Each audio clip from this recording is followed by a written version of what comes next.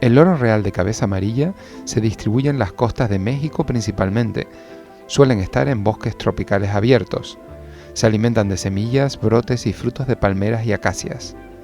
Con la cabeza completamente amarilla en casi todos los ejemplares y con borde de ala rojo y amarillo, el pico es de color claro.